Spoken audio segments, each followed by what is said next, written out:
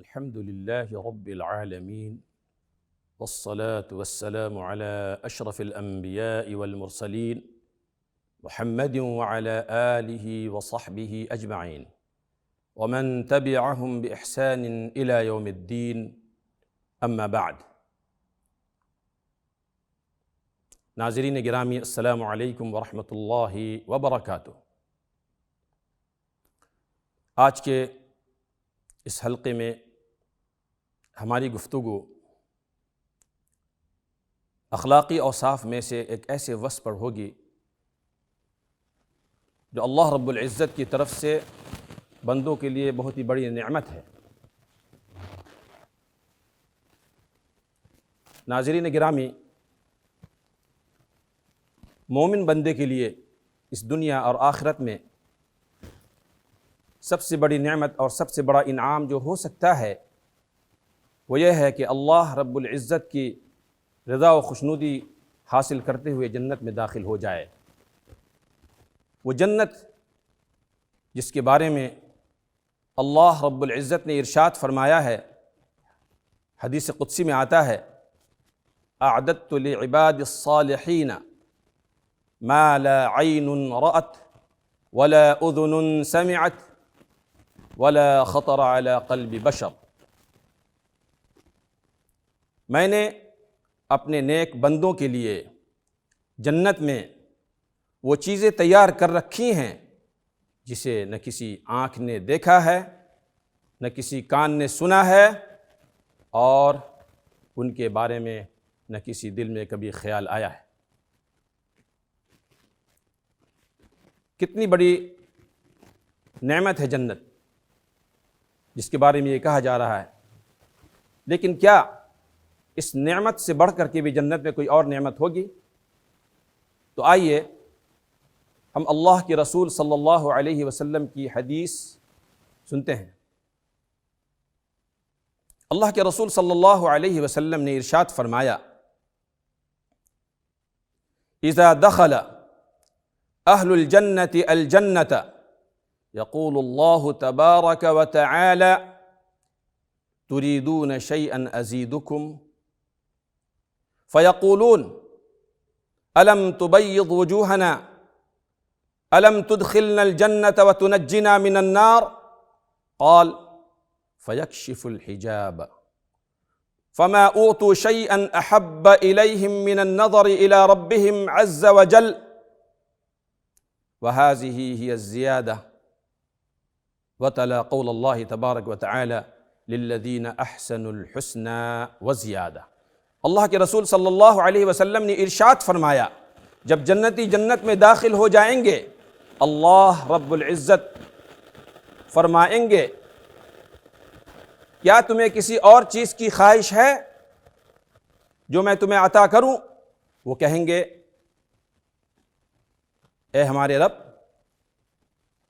کیا آپ نے ہمارے چہروں کو روشن نہیں کر دیا؟ کیا آپ نے ہمیں جنت میں داخل نہیں فرما دیا اور جہنم سے نجات نہیں دے دیا؟ اللہ رب العزت پردہ ہٹا دیں گے اور جنتی اپنے رب کا دیدار کریں گے۔ بس انہیں اس وقت کوئی چیز بھی نہیں دی گئی ہوگی، انہیں اپنے رب کے دیکھنے سے زیادہ بہتر۔ یہی وہ زیادہ ہے جس کو قرآن کریم میں ذکر کیا گیا، للذین احسنوا الحسنى وزیادہ۔ جن لوگوں نے نیکی کیا ان کے لیے جنت اور رب العالمین کا دیدار۔ کتنی خوبصورت ہے وہ جنت، کتنے حسین ہوں گے وہ لمحات، لیکن ناظرین گرامی یاد رکھیے، اللہ رب العزت کی رحمت، ان کا دیدار اسی کو حاصل ہوگا جو جنت میں جائے گا۔ تو اب یہاں ایک سوال پیدا ہوتا ہے کہ وہ کون سا طریقہ ہے جس طریقے کے ذریعے سے انسان جنت میں داخل ہو سکتا ہے، اور جن پر عمل کر کے رب العالمین کی رحمت کو حاصل کر سکتا ہے۔ تو آئیے ہم اللہ کے رسول صلی اللہ علیہ وسلم کی حدیث سنتے ہیں۔ آپ صلی اللہ علیہ وسلم نے ارشاد فرمایا، مسلم شریف کی روایت ہے، لن يدخل احدا منكم عمله الجنة قالوا ولا انت يا رسول الله قال ولا انا الا ان يتغمدني الله منه بفضل ورحمة۔ رسول پاک صلی اللہ علیہ وسلم نے ارشاد فرمایا، تم میں سے کوئی بھی اپنے عمل کی وجہ سے جنت میں داخل نہیں ہوگا۔ صحابہ نے کہا، کیا آپ بھی یا رسول اللہ؟ آپ نے فرمایا، ہاں میں بھی، الا یہ کہ اللہ رب العزت میرے ساتھ اپنے رحم و کرم کا معاملہ فرما دے۔ ناظرین کرام، اس سے یہ پتہ چلا کہ اللہ رب العزت کی رحمت ہی وہ دروازہ ہے جس سے ہم اور آپ جنت میں داخل ہوں گے، اور جس کے ذریعے سے ہم اور آپ اللہ رب العزت کا دیدار کریں گے۔ تو اب آئیے ہم ان چیزوں کا ذکر کرتے ہیں جن پر عمل کر کے ہم جنت میں داخل ہو سکتے ہیں اور رب العالمین کا بھی دیدار ہو سکتا ہے۔ نمبر 1،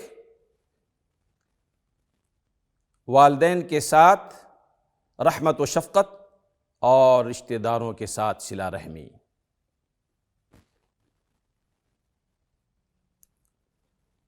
اللہ کے رسول صلی اللہ علیہ وسلم نے ارشاد فرمایا، الرحم معلقۃ بالعرش تقول من وصلنی وصلہ اللہ ومن قطعنی قطعہ اللہ۔ اللہ کے رسول صلی اللہ علیہ وسلم نے ارشاد فرمایا، رحم یہ عرش سے معلق ہے، عرش سے لٹکی ہوئی ہے، وہ عرش کو پکڑ کر کہتی ہے، یا اللہ، جس نے مجھ سے دنیا میں رشتہ جوڑا تو بھی اس سے رشتہ جوڑ دے، اور جس نے دنیا میں مجھ سے رشتہ کاٹا تو بھی اس سے رشتہ کاٹ دے۔ تو ناظرین گرامی، بلا شبہ صلہ رحمی کا سب سے اعلیٰ درجہ جو ہے وہ والدین کے ساتھ صلہ رحمی کرنا ہے۔ نمبر 2، جو اللہ رب العزت کے رحمت کے حصول کا ذریعہ و سبب ہے، وہ اولاد کے ساتھ رحمت و شفقت۔ امام بخاری نے اپنی کتاب الادب المفرد میں ذکر کیا ہے، جاءت امرأة الى سید عائشہ رضی اللہ عنہا فأعطتها ثلاث تمرات فأعطت كل صبي لها تمرة وأمسكت لنفسها تمرة فأكل الصبيان فنظرا إلى أمهما فعمدت التمرة فشقتها فأعطت كل صبي نصف تمرة فجاء النبي صلى الله عليه وسلم فأخبرته عائشة رضي الله تعالى عنها فقال وما يعجبك من ذلك لقد رحمها الله برحمتها صبييها۔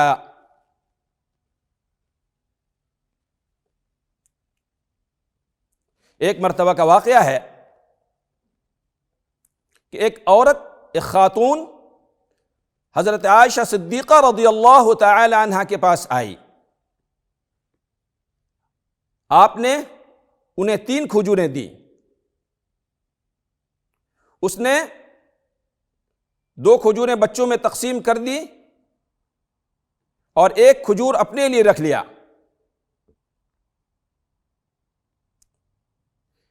بچوں نے کھجور کھایا، پھر ماں کی طرف دیکھنے لگے۔ ماں نے تیسرے کھجور کو جو اپنے لیے رکھا تھا اسے 2 حصے میں تقسیم کر کے دونوں بچے کو آدھا آدھا دے دیا۔ اتنے میں رسول کریم صلی اللہ علیہ وسلم تشریف لائے اور اماں عائشہ رضی اللہ تعالی عنہا نے اس بات کی خبر دی، تو آپ صلی اللہ علیہ وسلم نے فرمایا تمہیں اس پر تعجب ہو رہا ہے، جبکہ اللہ تبارک و تعالی نے اس خاتون کو اپنے دونوں بچے پر رحم اور شفقت کا معاملہ کرنے کی وجہ سے اللہ رب العزت نے اس پر رحمت نازل فرما دی۔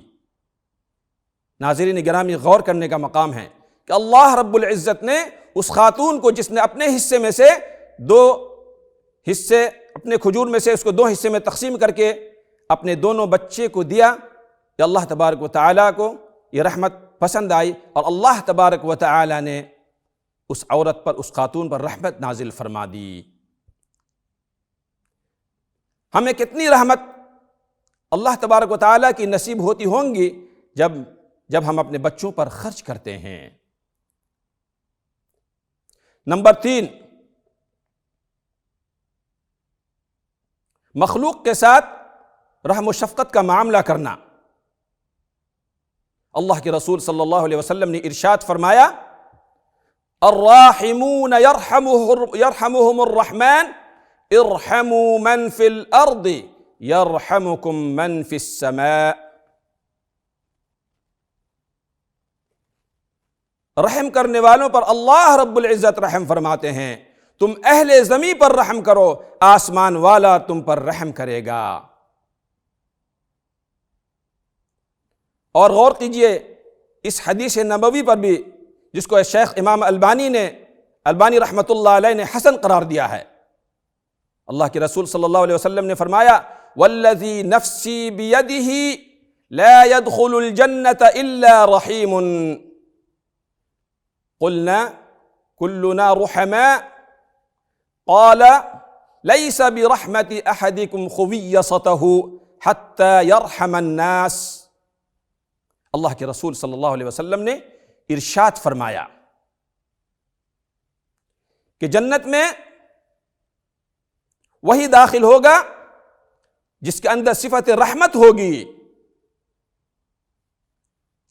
قسم ہے اس ذات کی جس کے قبضے میں میری جان ہے،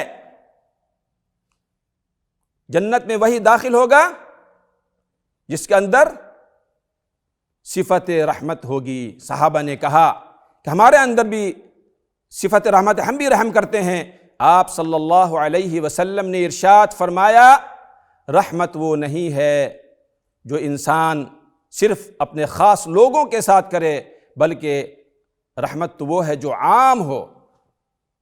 ہماری رحمت سب لوگوں کے لیے ہو، کسی خاص طبقے کے لیے نہ ہو۔ اسی وجہ سے حدیث شریف میں آتا ہے کہ اللہ رب العزت نے اس فاحشہ عورت کو معاف فرما دیا جس نے پیاسے کتے کو پانی پلایا تھا، اور اس کے برعکس اس عورت کو عذاب میں مبتلا کر دیا جس نے بلی کو باندھا تھا، اس کو نہ کھانا دیا اور نہ پانی پلایا، اور نہ چھوڑا ہی کہ وہ زمین کے کیڑے مکوڑے کھائے یہاں تک کہ وہ مر گئی۔ اس کی وجہ سے اللہ رب العزت نے اسے جہنم میں داخل فرما دیا۔ نمبر 4، وہ چیز جو رب العالمین کی رحمت کے حصول کا ذریعہ اور سبب ہے، 2 لڑنے والوں کے درمیان صلح کرا دینا، اصلاح مابین۔ اللہ رب العزت نے ارشاد فرمایا، اعوذ باللہ من الشیطان الرجیم، بسم اللہ الرحمن الرحیم، انما المؤمنون اخوہ فاصلحوا بین اخویکم واتقوا اللہ لعلکم ترحمون۔ بے شک مسلمان آپس میں بھائی ہیں، لہذا تم آپسی تعلقات کو درست کرو اور اللہ سے ڈرتے رہو، امید کہ تم پر رحم کر دیا جائے گا۔ نمبر 4، جو اللہ رب العزت کی رحمت کے حصول کا ذریعہ و سبب ہے، نماز کا انتظار کرنا۔ رسول اللہ صلی اللہ علیہ وسلم نے فرمایا لا يزال العبد في صلاة ما كان في مصلاه ينتظر الصلاة فتقول الملائكة اللهم اغفر له اللهم ارحمه حتى ينصرف او يحدث، کہ بندہ جب تک جائے نماز پر رہتا ہے نماز میں شمار کیا جاتا ہے، اور ملائکہ اس کے لیے دعا کرتے رہتے ہیں اللہم اغفر لہ اللہم ارحمہ، یا اللہ اس پر رحمت نازل فرما، اس کی مغفرت فرما دے۔ تو اللہ کے رسول صلی اللہ علیہ وسلم کی رحمت کسی خاص طبقے کے لیے نہیں، کسی خاص انسان کے لیے نہیں، اللہ کے رسول صلی اللہ علیہ وسلم کی رحمت عام تھی۔ وما ارسلناک الا رحمۃ للعالمین، ہم نے آپ کو تمام جہان والوں کے لیے رحمت للعالمین بنا کر بھیجا۔ اللہ کے رسول صلی اللہ علیہ وسلم کی رحمت چھوٹے کے ساتھ بھی تھی، بڑوں کے ساتھ بھی تھی، دور والے کے ساتھ بھی تھی، قریب والوں کے ساتھ بھی تھی، مردوں کے ساتھ بھی، عورتوں کے ساتھ بھی، کافر کے ساتھ بھی، مسلم کے ساتھ بھی، یہاں تک کہ جمادات کے لیے بھی آپ رحمت للعالمین تھے۔ وہ بہت مشہور واقعہ ہے کہ مسجد نبوی میں ایک کھجور کا تنا تھا، اللہ کے رسول صلی اللہ علیہ وسلم اس تنے سے لگ کر ٹیک لگا کر خطبہ دیا کرتے تھے۔